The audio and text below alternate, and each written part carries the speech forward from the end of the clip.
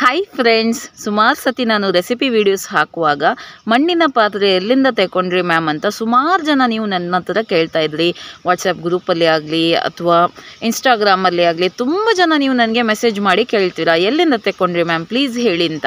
ನಾನು ಇವತ್ತು ಈ ವಿಡಿಯೋದಲ್ಲಿ ಯಾವ ಶಾಪಲ್ಲಿ ಸಿಗುತ್ತೆ ಹಾಗೂ ನಾನು ಎಲ್ಲಿಂದ ಪರ್ಚೇಸ್ ಮಾಡಿದ್ದೇನೆ ಹಾಗೂ ನನ್ನ ಹತ್ರ ಇರುವಂತಹ ಪಾತ್ರೆಗಳನ್ನು ನಾನು ನಿಮ್ಮ ಜೊತೆ ಶೇರ್ ಮಾಡ್ತೀನಿ. ಸೊ ನೋಡಿ, ಇದು ನಾನು ಜಸ್ಟ್ ನಿನ್ನೆನೇ ತಗೊಂಡು ಬಂದಿರೋದು. ಇದು ಮಂಗಳೂರಿನ ಹಂಪನಕಟ್ಟೆಯಲ್ಲಿ ನಿಮಗೆ ಸಿಗುತ್ತೆ. ಆ ಶಾಪ್ ಹೆಸರು, ಆ ಶಾಪ್ ಯಾವ ರೀತಿ ಇದೆ ಅಂತ ಅದರ ಡೀಟೇಲ್ ವಿಡಿಯೋ ಈ ವಿಡಿಯೋದಲ್ಲಿ ನಾನು ನಿಮಗೆ ತೋರಿಸ್ತೀನಿ. ಓಕೆ, ಇದಿಷ್ಟು ಸಾಮಗ್ರಿಗಳು ನಾನು ನಿನ್ನೆ ತಗೊಂಡದ್ದು. ಒನ್ ಬೈ ಒನ್ ನೋಡೋಣ ಏನೆಲ್ಲ ಉಂಟು ಅಂತ. ಇಲ್ಲಿ ಮೊದಲಿಗೆ ನೋಡಿ, ಇದು ಬಿಸಾಳೆ ಅಂತ ಹೇಳ್ತೇವೆ ನಾವು. ಇದು ಜಾಸ್ತಿ ನಾವು ಮೀನು ಪದಾರ್ಥ ಮಾಡಲಿಕ್ಕೆ ಅಥವಾ ಬೇರೆ ಯಾವುದಾದ್ರೂ ಪದಾರ್ಥ ಮಾಡಲಿಕ್ಕೆ ಈ ಪಾತ್ರೆಯನ್ನು ಯೂಸ್ ಮಾಡೋದು. ಓಕೆ, ಇದು ಹೇಗೆ ಅಂದರೆ ಸ್ವಲ್ಪ ಇದರದ್ದು ತಳ ಉಂಟು ನೋಡಿ, ಇದು ಸ್ವಲ್ಪ ತೆಳು ಇದ್ದರೆ ಒಳ್ಳೆಯದು. ದಪ್ಪ ತಳದು ಕೂಡ ಬರ್ತದೆ ಗಟ್ಟಿ, ಅದು ಅಷ್ಟು ಒಳ್ಳೆಯದಲ್ಲ ಅಂತ ಹೇಳ್ತಾರೆ. ನೋಡಿ, ಇದು ಸ್ವಲ್ಪ ಗಟ್ಟಿ ಉಂಟು, ಇದು ಸ್ವಲ್ಪ ಭಾರ ಕೂಡ ಉಂಟು. ಈ ಭಾರಕ್ಕಿಂತ ಈ ರೀತಿ ಸ್ವಲ್ಪ ಹಗುರವಾಗಿದ್ದರೆ ಉತ್ತಮ ಅಂತ ಹೇಳ್ತಾರೆ ಅವರು. ಆ ಶಾಪ್ ಕೀಪರೇ ಹೇಳಿದ್ದು ನನಗೆ ಇಂಥದ್ದು ಉತ್ತಮ ಅಂತ. ಮತ್ತು ನಾವು ಇದನ್ನು ಮನೆಗೆ ತಂದ ನಂತರ ಇದನ್ನು ಕಪ್ಪು ಮಾಡಿ ಇದನ್ನು ಪಳಗಿಸ್ಲಿಕ್ಕುಂಟು. ಹೇಗೆ ಇದನ್ನು ಕಪ್ಪು ಮಾಡೋದು, ಫಸ್ಟ್ ಟೈಮ್ ನಾವು ಇದು ತಂದ ನಂತರ ಹೇಗೆ ಯೂಸ್ ಮಾಡೋದು ಅಂತ ನಾನು ಆಲ್ರೆಡಿ ವಿಡಿಯೋನ ಹಾಕಿದ್ದೀನಿ.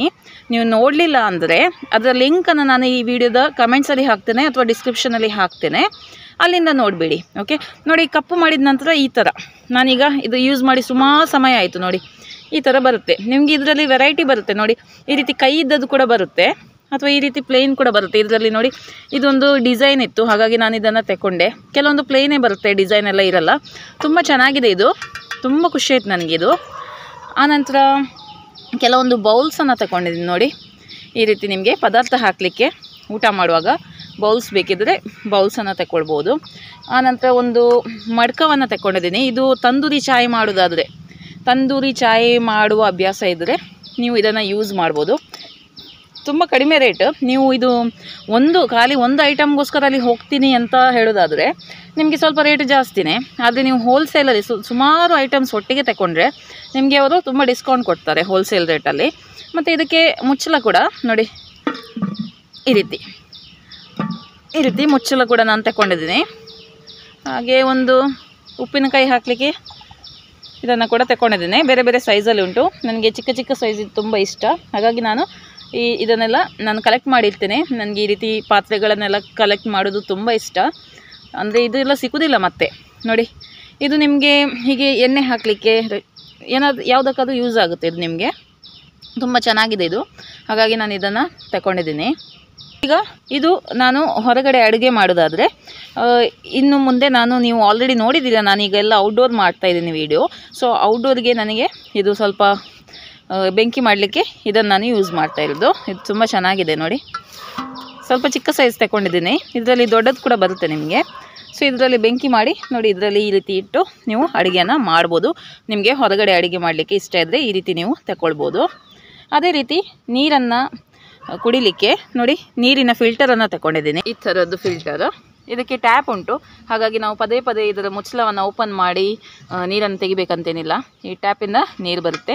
ಆನಂತರ ನಿಮಗೆ ಗೊತ್ತಿರ್ಬೋದು, ವಿಶೇಷವಾಗಿ ಇದರಲ್ಲಿ ನೀವು ನೀರು ಕುಡಿದರೆ ತುಂಬ ಹೆಲ್ತಿಗೆ ಒಳ್ಳೆಯದು. ಬೇಸಿಗೆ ಕಾಲದಲ್ಲಿ ಇದರಲ್ಲಿ ನೀರನ್ನು ನೀವು ಸಂಗ್ರಹಿಸಿಟ್ರೆ ತುಂಬ ಬೇಗನೆ ನೀರು ಕೂಲಾಗುತ್ತೆ, ತುಂಬ ತಂಪಾಗಿರುತ್ತೆ, ತುಂಬ ಚೆನ್ನಾಗಾಗುತ್ತೆ ಇದರ ನೀರು ಕುಡಿಲಿಕ್ಕೆ. ನಿಮಗೆ ನಾರ್ಮಲ್ ನೀವು ಯಾವುದೇ ಪಾತ್ರೆಯಲ್ಲಿ ಹಾಕೋದಕ್ಕಿಂತ ಇದರಲ್ಲಿ ಹಾಕಿ ನೀರು ಕುಡಿಬೇಕು, ತುಂಬ ಉತ್ತಮ.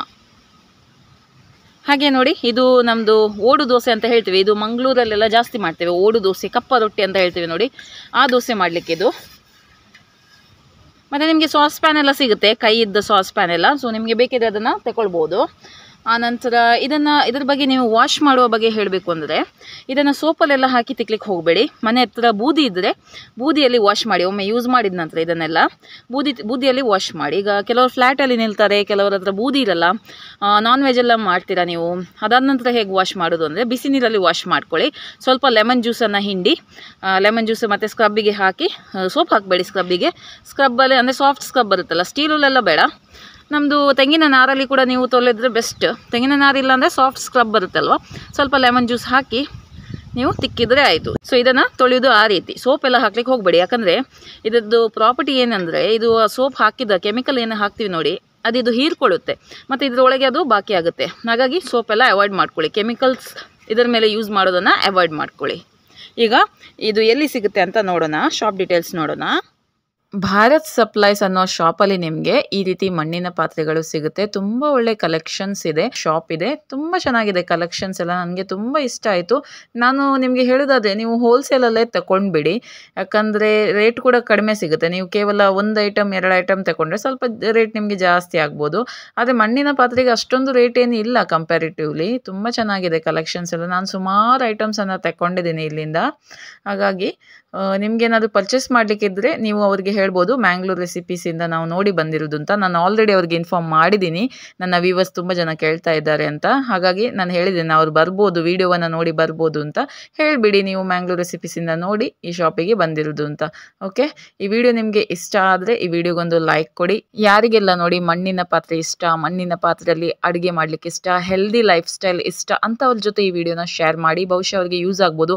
ತುಂಬ ಜನ ಸಿಟಿಯಲ್ಲಿರುವವರಿಗೆ ಗೊತ್ತೇ ಇಲ್ಲ ಮಣ್ಣಿನ ಪಾತ್ರೆಯಲ್ಲಿ ಸಿಗುತ್ತೆ ಅಂತ, ಅಂಥವ್ರಿಗೆ ಕೂಡ ಇದು ಯೂಸ್ ಆಗ್ಬೋದು. ಸೊ ಒಮ್ಮೆ ವಿಸಿಟ್ ಕೊಡಿ ಶಾಪಿಗೆ, ತುಂಬ ಒಳ್ಳೆ ಕಲೆಕ್ಷನ್ಸ್ ಇದೆ.